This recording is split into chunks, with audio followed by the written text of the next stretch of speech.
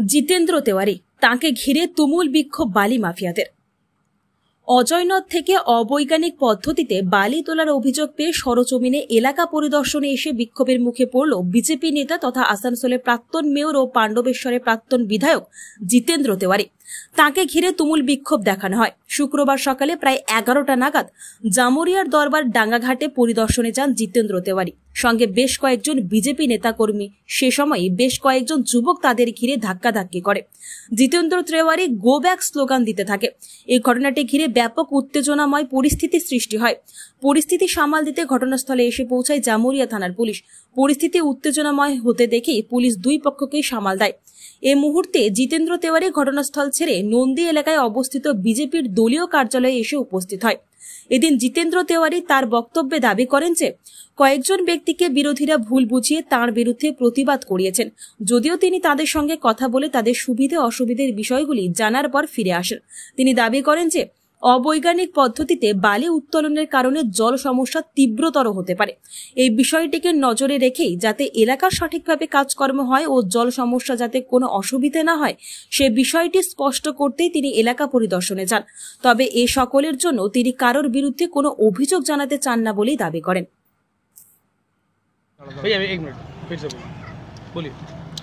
पता चला कि जामुरिया के दरबार डांगा में जो वाटर प्रोजेक्ट है उसके अगल बगल में ऐसे ढंग से बालू उठाया जा रहा है जिससे कभी भी वो प्रोजेक्ट डैमेज हो सकता है, लोगों को पीने का पानी की तकलीफ हो सकती है।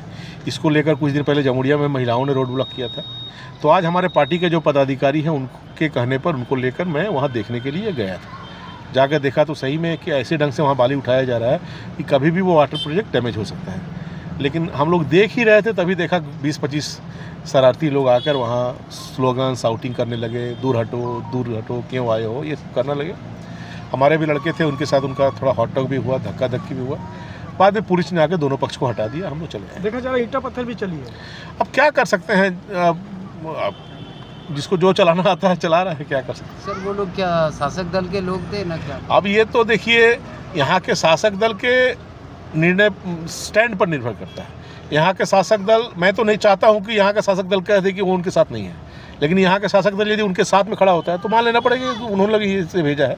लेकिन मैं एक बात कह सकता हूँ कि ये जो लोग भी थे या जो लोग ये काम करवा रहे हैं वो जामुरिया के लोगों को प्यार नहीं करते हैं, क्योंकि जामुरिया के लोगों के आने वाले दिनों में, आने वाले 4-5 महीनों के बाद जामुरिया के लोगों को बहुत तकलीफ का सामना करना पड़ेगा पीने के पानी के लिए। ये जिस तरीके से बालू काटे जा रहा है, दिन प्रतिदिन वाटर प्रोजेक्ट तक पहुंच रहा है, आप बता रहे हैं, तो इससे क्या अब क्या करें इसके, ये तो देखने का काम है ना। जो लोग हैं शासन क्षमता में जो लोग हैं उनको देखना चाहिए। सामयिक लाभ के लिए इंस्टेंटली कैसे पैसा कमाया जाए, इसके लिए फ्यूचर में आने वाली हमारी जो पीढ़ी है उसका भविष्य अंधकार में कर रहे हैं ये लोग। सर आपका शुभ नाम? जितेंद्र तिवारी।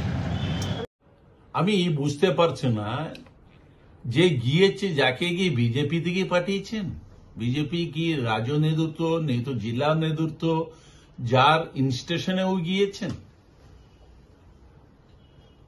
বিজেপি কোই ইনস্টেশন কাউকে দিয়ে নেই। এই বিজেপিতে আছে কিনা এই আমি জানি না। আর এইরকম কিছুদিন আজ ছিল না, তো এই জন্য এখন আসানসোলে আসছে কিছু হাইলাইট হওয়ার জন্য চেষ্টা করছেন।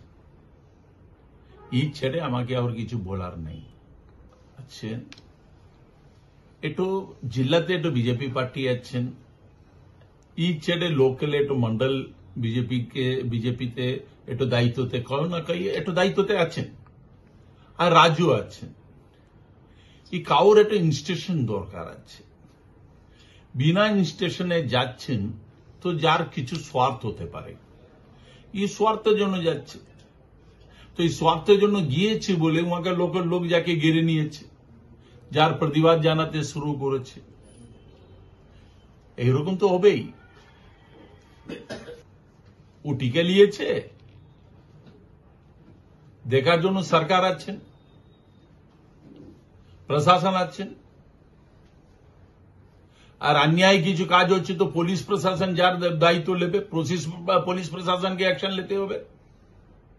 আমরা তো তৃণমূল কংগ্রেস যাকে প্রতিবাদ করছে, যে অন্যায় কাজের সঙ্গে যে জড়িত থাকুন, যার উপর কারবাই করার দরকারি, আমরা তো রুলিং পার্টি বলে দিয়েছে। আমার নেত্রী পশ্চিমবঙ্গের মুখ্যমন্ত্রী মমতা জি তো বারবার বলে এই কথা, जो प्रशासन को भी বলেছে আপনাকে পার্টি দেওয়ার দরকার নেই, কে যার মধ্যে ইনভলভ থাকবে যার উপর অ্যাকশন নিতে হবে।